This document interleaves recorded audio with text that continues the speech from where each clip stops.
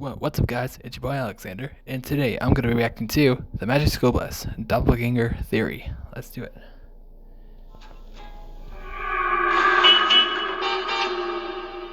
Alright, let's see what we got here. The Magic School Bus is an animated educational kids show that aired from 1994 to 1997 and later got rebooted on Netflix in 2017. It follows Miss Frizzle and her class of 4th grade students as they use the Magic School Bus to go on crazy field trips to places like outer space, inside the human body, and traveling back in time, all to learn about how the world works. Like a lot of you, I watched it in school growing up, but it wasn't until recently that I started to question some things about the show.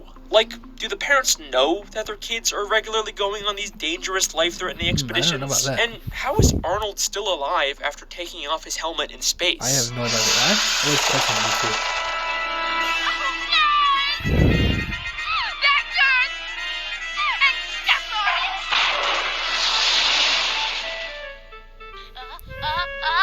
What the heck? Thanks, Janet. Oh, he just got a cold after being exposed to the freezing vacuum of space. That's it. Something seems wrong here. I'm kind of fishy, you ask me. Before we even begin to question the logic of the show, we have to ask if there's even anything here worth theorizing about. I get this comment all the time. It's just a kid's show. And you're right. When it comes to most kid shows, there's usually no internal. The show itself is constantly pointing out and questioning its own logic. It does this at the end of every episode during something called the producer segment. At the end of every episode, a character known as the producer for the Magic School Bus TV show shows up and answers questions from the fans. Hello. Hi, you work on the Magic School Bus show, right? You bet, I'm the producer. That's right. Just like SpongeBob, the Magic School Bus breaks the fourth wall and acknowledges the fact that it's a TV show. Except the Magic School Bus does it in a very interesting way. At first, I thought this character was supposed to be an animated stand-in for the actual real-life producer of the show, but the producer doesn't talk about the show like it's animated. He talks about it like it's a live-action production. How come there was only one kind of bat on your show? There are almost 1,000 different kinds, you know. That's true. Well, those kind of bats were banned from the set. In fact, everyone talks about it like it's a live-action TV show. Is this the bakery where they filmed that Magic School Bus show? Yes. What we are seeing here is not the actual producer of the PBS animated Magic School Bus show. We are seeing a fictional producer character for an in-universe live-action TV show inside of the real-life animated Magic School Bus show. It's confusing, I know. Think of it like a mockumentary where the filmmakers are just as much a part of the story as the characters. So, just like my SpongeBob television theory, everything we see in the show is being filmed by in-universe cameras, and everything that happens is just scripted for the purposes of creating an educational live-action TV show. Since when can a bus shrink and sprout legs like a bullfrog? Since the scriptwriter wrote it in for the purposes of this episode. You didn't believe the part where the kids got so close to the volcano. They could have died, dang it. Television. We all know real kids don't go inside volcanoes. That's right. And another thing, if an astronaut ever does make it to Pluto, she'd better not take her helmet off. You think they'd end up with more than a cold, huh? She'd end up a block of ice, or worse. None of the characters actually go to space or travel through time. There's no real danger or magic involved. In the canon of the show, everything we see is fake. And this isn't even a Truman Show situation where the main characters are unaware they're being filmed. The kids actually sometimes show up or call in on the producer segment and talk as if they know about the show. Watching that show, you'd think that nighttime lasted about 5 seconds. Oh, well, we were a little short on time. So, that pretty much answers every possible question I could have about this show, right? Like, anything weird or dark I find can just be explained away by it being scripted by the showrunners. And I almost gave up on making this theory because of that. Until I realized that's exactly what the Magic School Bus wants us to think. You're right. Seatbelts, everyone! Yeah, definitely. Are they covering this up? We're just hiding it from us. In Season 2, Episode 3, The Busasaurus, the class travels back in time on the Magic School Bus to visit the dinosaurs. During the episode, they keep track of which dinosaurs only ate plants with this chart. But when they go back to the present, we don't see the class take the chart with them. Just like the end of every episode, they have a producer segment, this time with a guest star from the show, and they clarify none of the magic they showed was real. So no one's ever traveled back in time and seen real dinosaurs? Absolutely not. Time travel is impossible. But it's what happens at the very end of this segment that changes everything. Oh, but of course it's not. Wait, what? How did you find that? So it was true.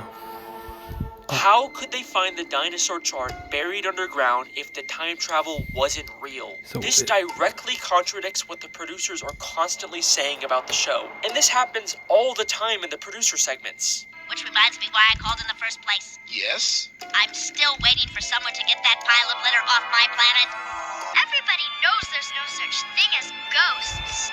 What the heck? Could never use gum for bungee jumping, not in a million years. I wish you guys would stick to the facts. Damn. It took water more than 15 million years to carve out the Grand Canyon. About as long as it's going to take you to freeze that water. That's interesting. Wait, how the heck? The impossible things that happen on these field trips are clearly real in the canon of the show, but why are they lying about it? Who knows? In fact, they seem to get kind of nervous whenever the callers get pushy about what's real and what's not. It would have taken weeks for the asteroid to reach the sun. You made it seem like it could happen in seconds. Well, we had to fake it. And Ms. Frizzle must be magic. Why do you say that? What was that?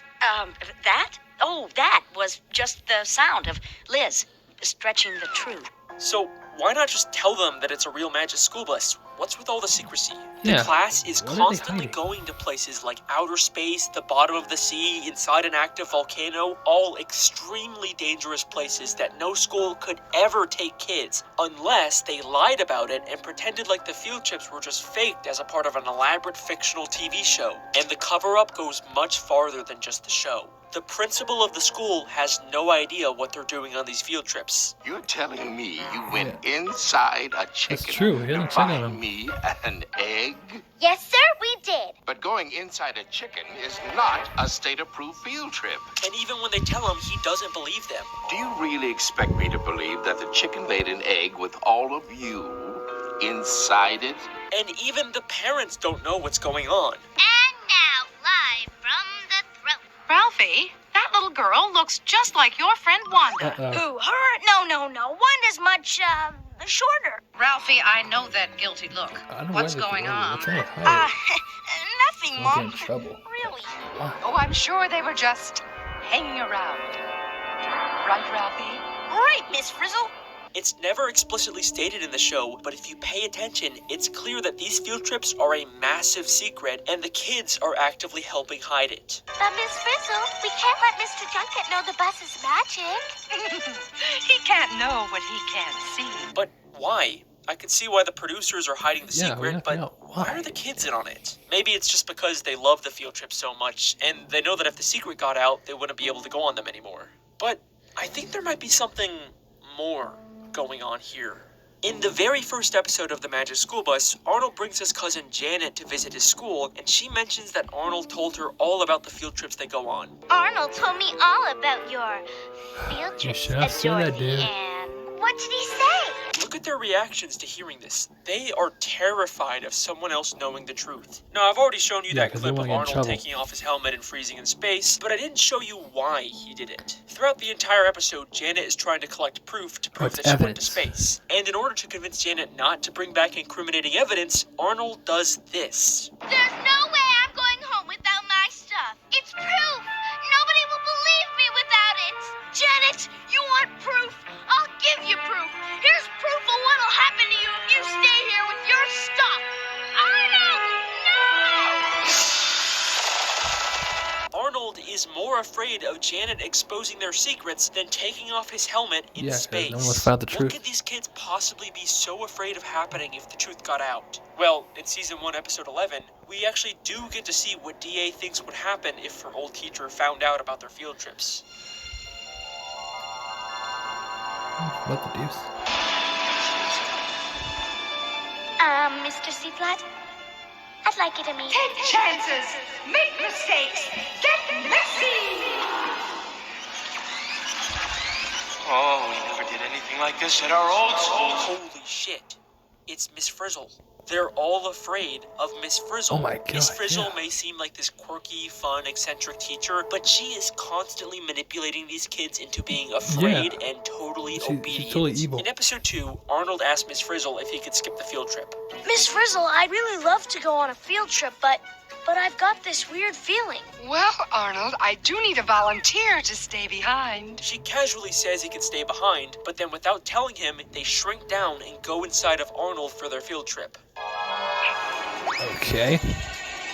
At the end of the episode, they tell Arnold they were inside of him, and after this horrifying realization sets in, he says this. You went inside? Wow. Miss Frizzle, no matter what, I'll never miss another field trip. Never, ever, ever, ever. The message Miss Frizzle is sending is clear. If you disobey or try to miss a field trip, there will be consequences. And if you don't believe me, in the very next episode, the exact same thing happens. In this episode, Ralphie gets sick and his mom tells him he has to miss school, but Ralphie vehemently tries to fight it. It's my opinion, as your mother and as a doctor, that you have a fever, which means you are sick, which means you are going back to bed.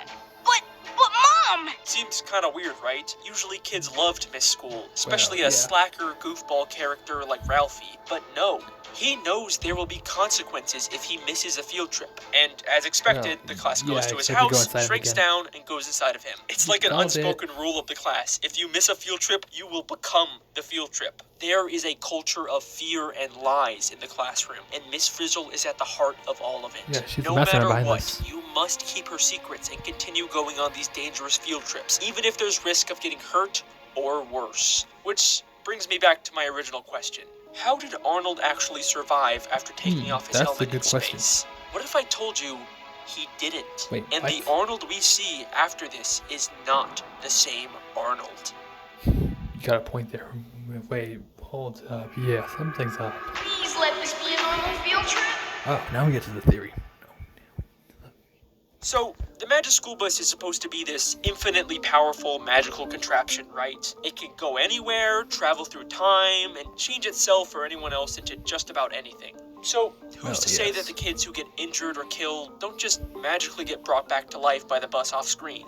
But after Arnold comes back from being frozen in space, he acts different. In the very next episode after he gets frozen, they keep calling attention to the fact that Arnold is acting weird for some reason. So is that more braver? You feel all right, Arnold? It's sort of explained away in the episode, but it's weird how they keep bringing it up. Miss Frizzle, I'd really love to go on a field trip, he's all cowardly, but I've got but this he weird got feeling. braver. And before he was frozen, we heard him say this. I wonder where we're going today.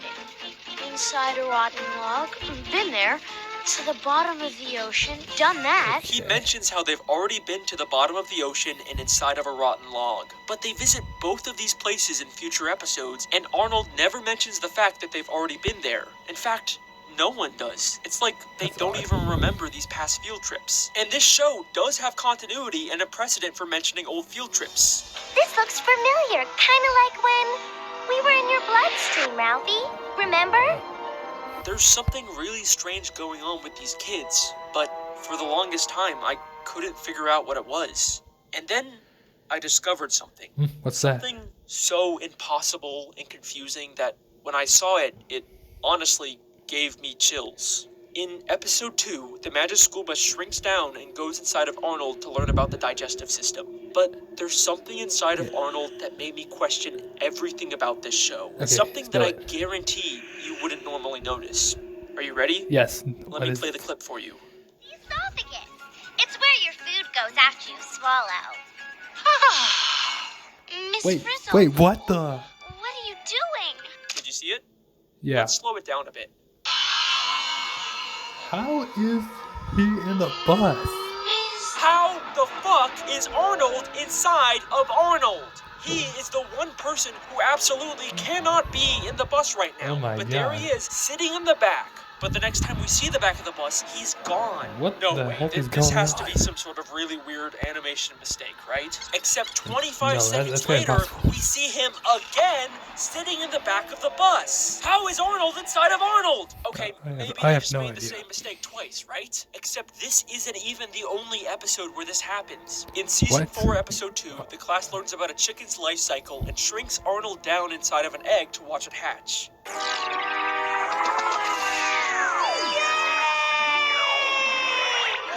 While they're waiting for it to hatch, the rest of the class goes to talk to the principal in his office, without Arnold. Except for a single shot, right we there. can see Arnold in the office, even though he's supposed to be inside of the egg. And just like last time, he immediately disappears as soon as we cut back to where he was standing. Who is this second Arnold who keeps appearing in places he shouldn't be? And that's when it all made sense. The Magic School Bus doesn't bring dead kids back to life. They replace them with identical clones. Or, how I like to call them, doppelgangers. Yeah, I don't know how. It is no coincidence that this second Arnold showed up in the episode immediately after Arnold died in space. This is either the Space Arnold's body or some sort of rogue doppelganger they lost track of, trying to blend in the back of class. Was he creating people? Can the Magic School Bus even create clones of living things? Like, it seems like the Magic School Bus can do anything, but we never actually see it duplicate or create something from scratch. It only ever changes things. It can turn a student into a fish, but it never creates a fish out of nothing. Trust me, I have looked everywhere in both this show and the reboot, and there is no evidence the bus can create life. But that's only because I was looking in the wrong place. Miss Frizzle's classroom is absolutely full of dioramas of human body parts. An eye, a foot, an ear, the human skeleton. But if you pay close attention to these background objects, you'll realize they're not dioramas. They constantly move and blink as if they're alive, and the only possible explanation is that they were created by the Magic School Bus. Meaning it is totally possible for the bus to grow these doppelgangers to replace the students. Every time a student dies on a field trip, they have the perfect solution to cover it up. But how often could they possibly need to do this? Yeah, the kids regularly put themselves in danger, but the closest we get to an on-screen death was Arnold taking off his helmet, and that's only one episode. Well, remember, the show itself is an unreliable narrator. They're obviously gonna cut out or recontextualize anything that could expose them. But I think they let an important clue slip in the very first episode. Remember, when Arnold came back from being frozen in space, he was sick, which seemed to carry over with how weird he was acting in the next episode. Maybe when a doppelganger is created, they come out very weak from the cloning process and have the symptoms of a sickness. Is it possible every time a character gets sick in the show, they've actually been recently replaced with a doppelganger? How else does the producer know details about Ralphie's specific sickness? What were those kids doing visiting Ralphie when he was so sick and tired? Oh, well, don't worry. He wasn't infectious. And Ralphie not being infectious would make sense if it's not actually a sickness, but the symptoms of being a newly grown doppelganger. And the same episode Ralphie gets sick, the skeleton in the classroom has a completely different outfit from previous episodes, with a different tie and no sunglasses. Maybe the classroom skeleton is where they store the body of the last dead student. It even has very similar shoes to Ralphie's. But this goes far beyond just the occasional student getting replaced. I have found evidence of past field trips that went so horribly wrong that no student came back from them alive. In episode 4, they shrink down and take a field trip into the ocean. Eventually, they get fished out by a fishing woman who says this. Nope. Already have a bus. Why would she have already fished up a miniature bus from the ocean? I mean, maybe it's like a toy or something, but that's not the only time something like this has happened. In Season 2, Episode 1, they explore an underwater volcano and briefly pass by a random sunken ship. Except, if you look closely, it has a figurehead of Miss Frizzle on the front of the ship. Why on earth would a random ship at the bottom of the ocean have this? Well, it looks a lot like when the Magic School Bus turned into a boat in Season 4, Episode 13, and had a figurehead of Liz, the class pet. These are the wreckages of past failed field trips where nobody returned alive. There have been countless children who have died on these field trips, but why? What is the point of all this? Who's really running the show here, and what is the true identity of Miss Frizzle? With the purse? No way! Who's running the show? The Magic School Bus TV show is run by the producers we see at the end of every episode. You bet, I'm the producer. But do they look familiar at all to you? They do. They have a very similar appearance to Tim and Wanda. Is it possible the producers are actually the original students who survived all these years? And the similarities go far beyond just their appearances. The male producer is seen working on a bee farm that we've never seen before, but Tim mentions in Season 3, Episode 1, that his grandpa owns a bee farm. I've been delivering honey from my grandpa's bee farm all summer. Maybe the producer is working on his grandfather's farm. And just like how the producer works on storyboards, we see Tim working on his comic books. The female producer has a big plush frog in her office, and we know Wanda used to have a pet frog that she loved. You know, Miss Frizzle, I was really glad when you said I could bring my best friend Bella the bullfrog to school. In fact, in Season 1, Episode 5, Wanda has to let her pet frog go to live a happier life in the wild, and we see the producer rewatch this scene and cry. Bye, Bella. I know you're going to have a good life here, that's sad, but I am going to it's actually the producers of the other students. I think it is very likely that the producers are the original Tim and Wanda. But what about the rest of the original students? Maybe Tim and Wanda are the only survivors, but I did find this guy working at a carnival in Season 2, Episode 10 that looks a lot like Ralphie. And I could also totally see Ralphie growing up to work at a carnival. But then what about Miss Frizzle? Even though we see the producers running things at the end of the episode, it seems like Miss Frizzle is also in charge of the show. But we know nothing about Miss Frizzle's past, and obviously she doesn't resemble any of the kids like the producers do. I mean, the closest comparison we have is Arnold with their similar... Pickle theory is not a theory I created. It's something I discovered while researching. Oh, I have a private and powerful passion for pickles. Yeah, deal with Even if I told you the context of this episode, this moment wouldn't really make sense. Miss Frizzle just has a secret closet full of pickles and a private and powerful passion for them for some unexplained reason. But this is where pickle theory comes in. To understand, pickle theory states that this weird and I to Miss Frizzle's house for the very first time. Wow. And I found a picture on her wall that is going to blow your mind. Say what? A picture of someone who looks a lot like a female version of Arnold, right down to the yellow and white shirt and glasses. I think this is what Miss Frizzle looked like as a kid. Either she's transgender, or the cloning process can just create different gender versions of characters, but whatever it is, you can't tell me this doesn't make it seem like Frizzle is a female version of Arnold. Even her name, Miss Frizzle, sounds fake. It sounds like something she just made up because she has frizzy hair, a trait that she shares with what is this all for? To make the Magic School Bus TV show and educate the kids. Words of Miss Frizzle, you have to take chances, make mistakes, and get messy. Get very, very messy.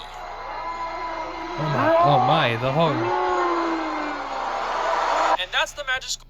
Okay, anyways, thanks for watching. Don't forget to like, subscribe, ring the bell, and I'll see you guys next time. Bye.